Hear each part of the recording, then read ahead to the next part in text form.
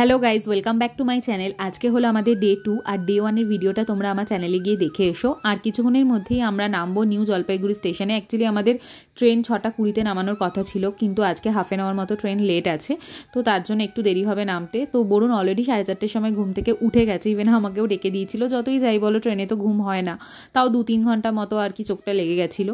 তো তারপরে বরুণ বলল এবার উঠে পড়ো, আর কিছুক্ষণের মধ্যেই তো আমরা নামবো, আর ফ্রেশ ট্রেশ হয়ে রেডি হয়ে নাও। তো দেখো আমি এখন ফ্রেশ ট্রেশ হতে যাচ্ছি। ফ্রেশ ট্রেশ হয়ে ট্রেনের মধ্যেই আমরা রেডি হয়ে নেব, কারণ আমরা এখান থেকে যাওয়ার সময় কিছু ভিউ পয়েন্টে আর কি নামবো, সেখানে ঘুরবো, তারপরে আমরা হোটেলে যাব, মানে হোমস্টেতে যাব, এরকমটাই কথা রয়েছে। তার জন্য আমরা রেডি হয়ে গেছি, আর তারপরে নেমেও পড়েছি ট্রেন থেকে।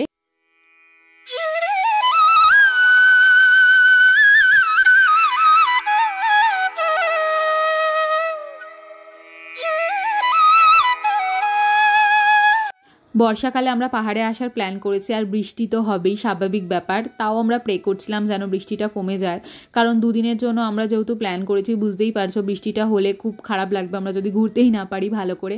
তো যাই হোক, তো আমরা একটা গাড়ি বুক করে রেখেছিলাম, আগে থেকেই আমরা কথা বলে নিয়েছিলাম যে গাড়িটা আমাদেরকে স্টেশন থেকে একদম হোমস্টেতে নিয়ে যাবে। ইভেন শুধু তাই নয়, আমরা যে দুদিনের জন্য প্ল্যান করেছি, দুদিনে আমাদেরকে সমস্ত ভিউ পয়েন্টে ঘোরাবে, তারপরে আমাদেরকে লাস্ট দিনে আমাদেরকে একদম স্টেশনে পর্যন্ত ড্রপ করে দেবে। তো এরকমটাই কথা হয়ে গেছিলো। তো সেই রকম মতোই আমরা স্টেশন থেকে গাড়িতে উঠে পড়েছি। রাস্তায় যেতে যেতে যে কটা ভিউ পয়েন্ট মানে আসবে সেরকমভাবে আমরা নামবো। তো তোমাদের সাথে সবটাই শেয়ার করবো, দেখতেই থাকো। তো দেখো কী হারে বৃষ্টিটা পড়ছে, মুষলধারে বৃষ্টি শুরু হয়েছে। তারপর আমরা গাড়িটা এক জায়গায় দাঁড় করিয়ে আমরা একটু ব্রেকফাস্ট করবো বলে এখানে নেমে গেছিলাম, কারণ এই 8:30-9টা মতো বাজে।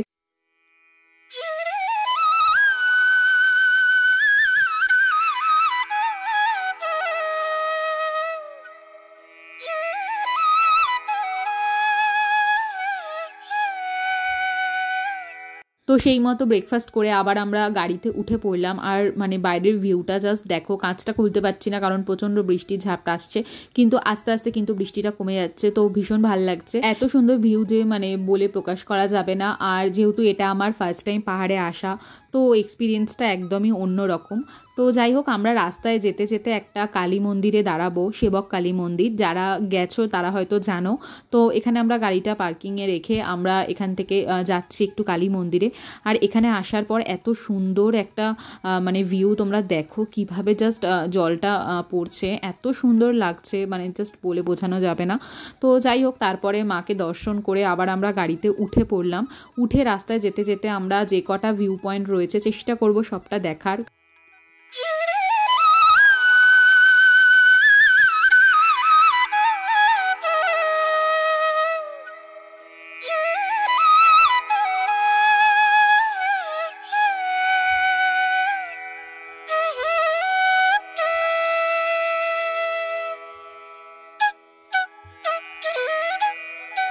এত সুন্দর জায়গায় এসেছি, আর অনেক অনেক ফটো তুলবো না সেটা কি হয় বলো। তারপরে যাই হোক, ফটো টটো তুলে আমরা বেরিয়ে গেছিলাম ক্যাকটাস গার্ডেনে। এখানেও খুব সুন্দর সুন্দর জিনিস দেখার মতো রয়েছে। এটা একটা বিশাল বড় পার্ক মতো ছিল, এখানে এর বাইরেও অনেক কিছু দেখার মতো ছিল। তারপরে বেরিয়ে আমরা ফাইনালি গেলাম হচ্ছে আমাদের হোমস্টেতে। আর এখন বিকেল মতো হয়ে এসছে। তো আমরা যেহেতু বাইরে লাঞ্চ করিনি, মানে টুকটাক কিছু খেয়েছিলাম কিন্তু লাঞ্চ করিনি, আমরা কথা বলেই নিয়েছিলাম এখানে যে গিয়ে আমরা ফ্রেশ ট্রেশ হয়ে তারপরে লাঞ্চ করব। আমরা ছিলাম হচ্ছে চারখোলের রত্না আদিত্য হোমস্টেতে। ঠিক আছে, তোমাদেরকে এই হোমস্টের মানে কন্ট্যাক্ট নাম্বারটা ডিসক্রিপশন বক্সে দিয়ে দেবো, তোমরা চাইলে কন্ট্যাক্ট করতে পারো। আর বাকিটা তো শেয়ার করবোই তোমাদের সাথে। তো যাই হোক, এখন আমরা ঢুকছি, প্রচণ্ড টায়ার্ড হয়ে গেছি। তো গিয়ে ফ্রেশ ট্রেশ হয়ে তারপরে আর কি সবটা খাওয়া দাওয়াটা করবো। তো দেখো কি সুন্দর, বিশাল বড় একটা প্রিমাইসেসের মধ্যে, আর অনেকটা জায়গা জুড়ে। আর এই আমাদের ঘরটা মানে রুমটা দিয়েছে হোমস্টেতে। আর তবে তোমাদেরকে একটা জিনিস বলে রাখি, এই হোমস্টের মধ্যে সব থেকে যেই রুমটাতে থেকে মানে যেই রুমের ব্যালকনি থেকে সব থেকে সুন্দর ভিউ আসবে আমার মনে হয় সেটা হলো 203 নম্বর রুম। তো তোমাদেরকে সেটাও জানিয়ে রাখলাম। তোমাদেরকে দেখাচ্ছি এখানে ব্যালকনি থেকে কতটা সুন্দর একটা ভিউ আসছে।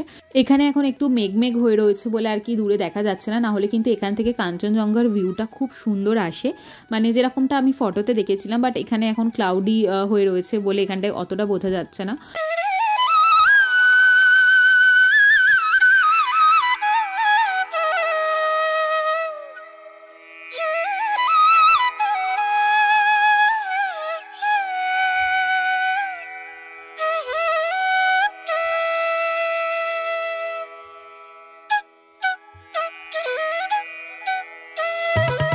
তো চলো, তো এখন আমরা নিচে এসে গেছি এই হোমস্টেতে। এখানেই আর কি রেস্টুরেন্ট মতো রয়েছে, মানে এখানেই আর কি খাওয়া দাওয়ার ওরা সার্ভ করে।